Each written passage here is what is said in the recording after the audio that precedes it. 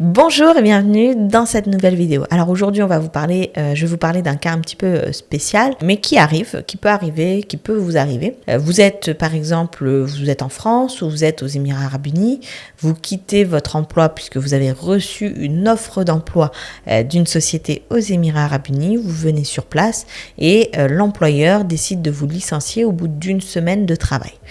Pouvez-vous prétendre à la moindre indemnisation si vous êtes licencié au bout d'une semaine?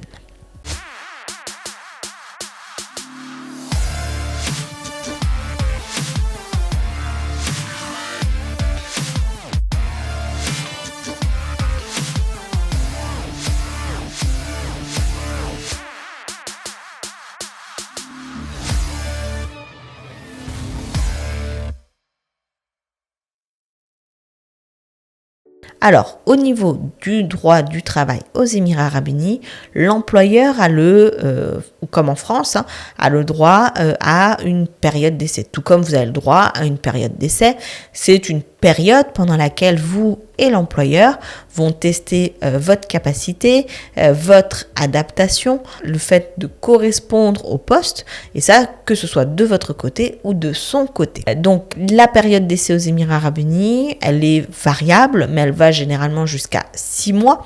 Et dans les termes du contrat de travail que vous avez signé, il y a également une période de préavis qui est mentionnée, qui est généralement de 14 jours. L'employeur a tout à fait le droit, si vous ne convenez pas au poste ou si le travail ne se paraît pas suffisant, en tout cas il a le droit même sans aucune motivation de vous signifier la fin de votre période d'essai. Il doit néanmoins toutefois respecter le préavis qui est mentionné dans le contrat et ce même pendant la période d'essai. Si le préavis est donc de 14 jours, peu importe qu'il ait mis fin au contrat de travail au bout de 7 jours ou au bout de 5 mois de période d'essai, il doit respecter cette période de préavis de 14 jours. Ainsi, si l'employeur vous licencie au bout de 7 jours et ne vous verse pas le montant correspondant à la période d'essai, dans ce cas-là, il a manqué à ses obligations et vous pourriez prétendre à récupérer le montant dû, eu égard à la période de préavis qui n'a pas été effectué.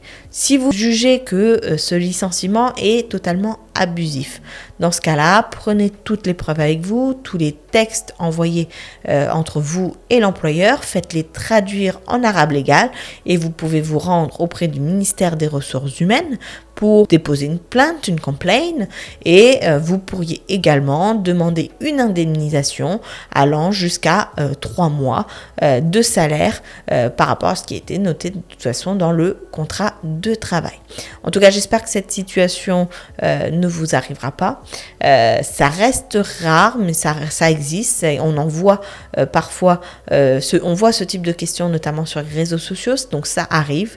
Si vous avez des retours d'expérience à ce sujet-là ou si vous avez des proches qui sont concernés, n'hésitez pas à raconter leur histoire dans les commentaires pour que ça puisse servir au plus grand nombre. Sur ce, je vous souhaite le meilleur et je vous dis à très vite dans une prochaine vidéo.